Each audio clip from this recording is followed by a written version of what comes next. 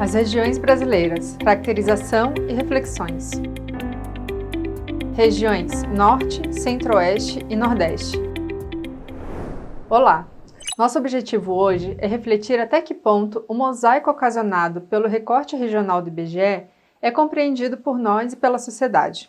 Para ajudar nessa reflexão, eu vou começar te apresentando o mapa político das regiões Norte, Centro-Oeste e Nordeste. Acompanhe comigo. Aqui, então, só para a gente ilustrar a localização das três regiões mencionadas, né? A gente tem um recorte do território nacional e, além da divisão das três regiões, a gente tem a organização das unidades federativas, tá? É importante a gente lembrar de chamar de unidades federativas, às vezes a gente acaba usando estados de forma genérica, mas o Distrito Federal não é um estado. Então, a gente precisa fazer essa diferenciação só de nomenclatura mesmo. O que eu quero mostrar para vocês agora é uma tabela com informações de áreas territoriais, densidade demográfica, rendimento médio e IDH das regiões brasileiras. Vamos ao recurso da tela. Aqui são informações, então, gerais das regiões, né, onde a gente pode verificar, então, a área territorial, tendo a região norte como a maior delas, a população já do censo de 2022, a densidade demográfica, que daqui é importante a gente perceber que é, então, a relação de número de habitantes por quilômetro quadrado, né? Claro que a gente está vendo, então, numa escala regional, onde, ainda mais considerando as 5 regiões brasileiras, ela vai trazer grandes distorções. A gente pode ver, por exemplo, na região norte, sendo a menor, né, 4,51, mas a gente tem que lembrar que a gente está com grandes concentrações nas grandes metrópoles, né? Então, a gente tem a metrópole de Belém, a metrópole de Manaus, com uma grande concentração, e uma distribuição muito mais rarefeita em outras áreas da região norte. Mas, assim, de uma forma geral, a gente já consegue, então, perceber essa distribuição da população a partir da informação de densidade demográfica. O rendimento médio per capita, né? Então, quanto que as pessoas estão recebendo por mês, em média, em cada uma das regiões. Isso nos auxilia, então, a compreender fatores econômicos, né? Então, como que é até a formação dessa população economicamente ativa. Então, a gente vai pensar de oportunidades de emprego melhor remunerado, de formação profissional. E o IDH, então, o Índice de Desenvolvimento Humano, lembrando que isso é um índice que vai considerar vários aspectos, né? Então, a gente vai considerar renda, qualidade de vida, expectativa de vida, alfabetização, ele tem várias informações, e quanto mais próximo a 1, né, o índice, o completo seria em 1, né? Então, quanto mais próximo de 1, melhor seria essa condição desse índice. Então, aqui a gente vai ver as diferenças regionais, que aparentemente pode parecer pequena, já que a gente está falando dessas casas decimais, né? A gente está ali tudo em volta de 6, de 7, mas isso já indica uma diferença, uma desigualdade entre as regiões. Verificamos que, apesar das inúmeras tentativas de planejamento regional, índices como esses ainda refletem desigualdades regionais semelhantes às constatadas nos primeiros estudos do IBGE. Vale dizer que eles serviram também para a criação de políticas de desenvolvimento. A região norte permanece com a menor densidade demográfica. Porém, o que antes poderia ser analisado como um aspecto negativo, os vazios demográficos dessa região, hoje pode ser compreendido de maneira diferente. Uma região com uma biodiversidade tão rica como o bioma amazônico precisaria ser ocupado pelo modo de produção do espaço urbano utilizado em outras regiões? Essa baixa densidade reflete a realidade de toda a região? Nós veremos que não.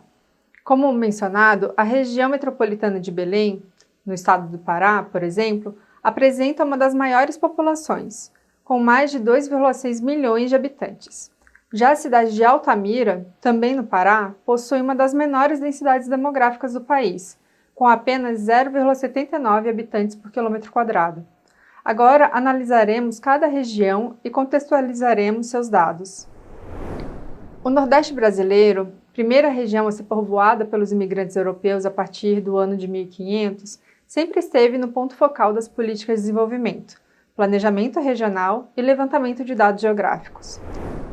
Descrita em grandes obras literárias como Os Sertões de Euclides da Cunha, a região foi marcada historicamente pela ocupação de portugueses, franceses e holandeses, e a resistência da população diante da diversidade do clima semiárido e das políticas de coronelismo.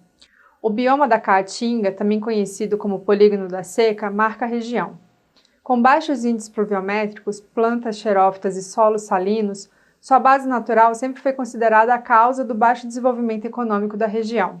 Provavelmente devido a essas questões, a Organização Espacial do Nordeste se deu com a criação de centros urbanos concentrados na região litorânea, que tem a maior densidade demográfica e poder econômico do que nas regiões da Zona da Mata e do Sertão.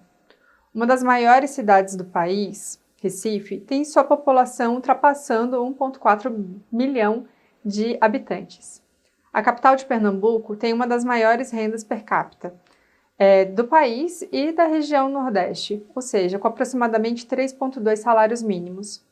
Obras como a transposição do Rio São Francisco, usinas petroquímicas e relacionadas a projetos de habitação e rodovias estão modificando o cenário regional, que ainda apresenta os valores mais baixos de IDH em nível nacional.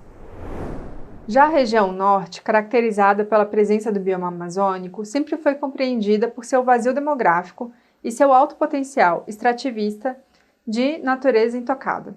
De fato, se olharmos de maneira positivista, seus dados de densidade demográfica concluem que a região é pouco habitada. Todavia, ao tentar compreender como sua população está distribuída e vermos a organização dos centros urbanos, percebemos que há uma grande concentração populacional em alguns desses centros, como acontece com Belém, o maior centro urbano regional, cuja região metropolitana tem mais de 2,5 milhões de habitantes. O bioma amazônico é considerado ainda o mais bem preservado em termos de biodiversidade e área. Entretanto, a fronteira agrícola, o contrabando de animais e plantas e a mineração colocam essa região em risco. Estudos arqueológicos também mostram que essa é uma visão ingênua, de grande mata intacta, com poucos habitantes, que se aproxima muito mais de uma visão política regional do que de dados efetivos. Há inúmeros indícios que levam a entender a região amazônica como uma grande floresta de influência antrópica, com plantas domesticadas, manejo florestal e a criação de solos mais férteis, com a formação de terra preta de índio. Há ainda estudos que evidenciam o grande número de habitantes indígenas que ali viviam antes do contato com os brancos. Essa região é também fortemente influenciada pelas diferentes populações e culturas indígenas que ainda resistem em terras institucionalizadas pelo governo, em áreas urbanas e ribeirinhas. De acordo com o censo de 2022, a população indígena no país está presente em pelo menos 80% dos municípios.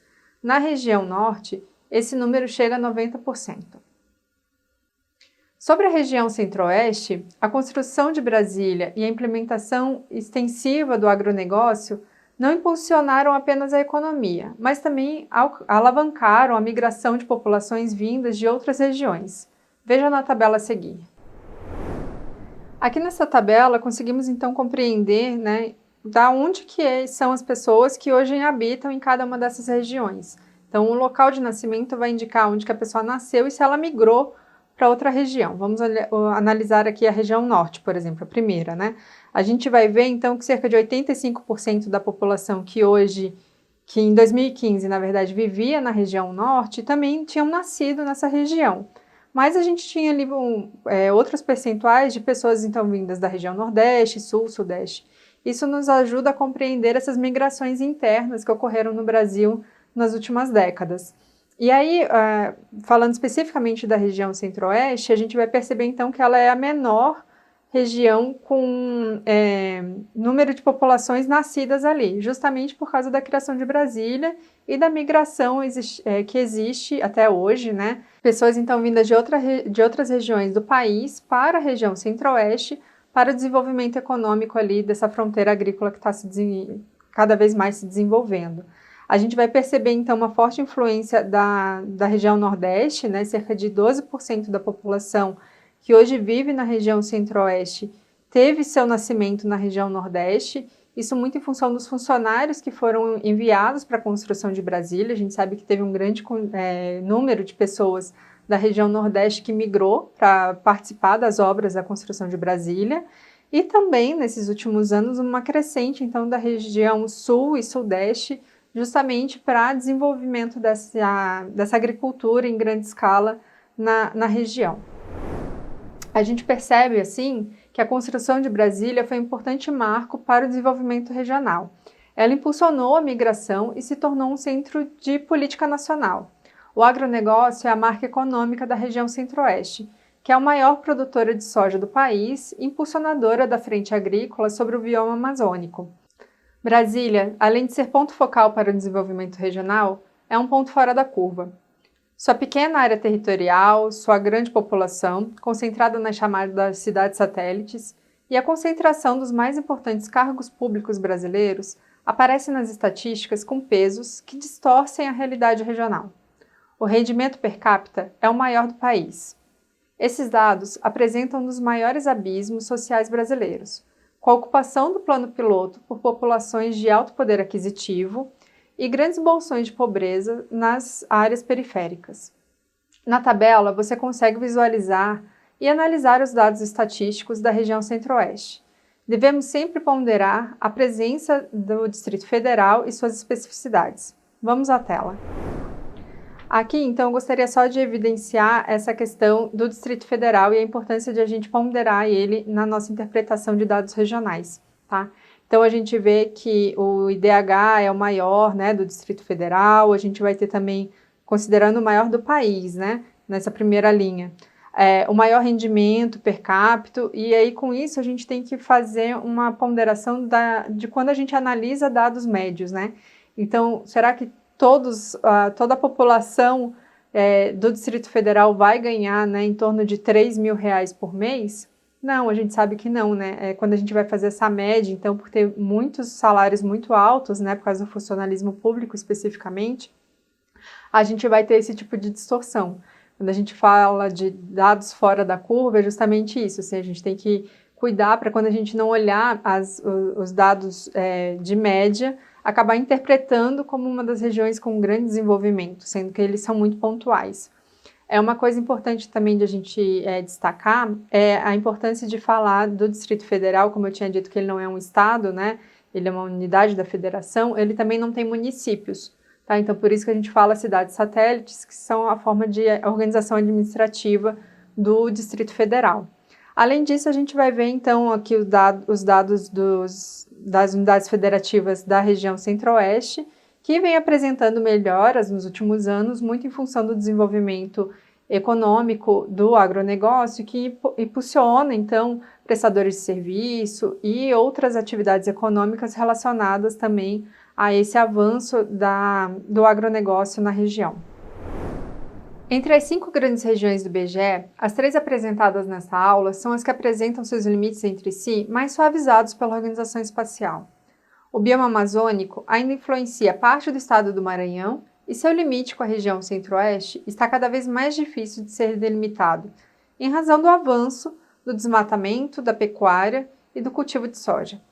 Os processos de formação da população também estão intimamente interligados, com a migração de nordestinos para a região amazônica, muitos estimulados por projetos de planejamento.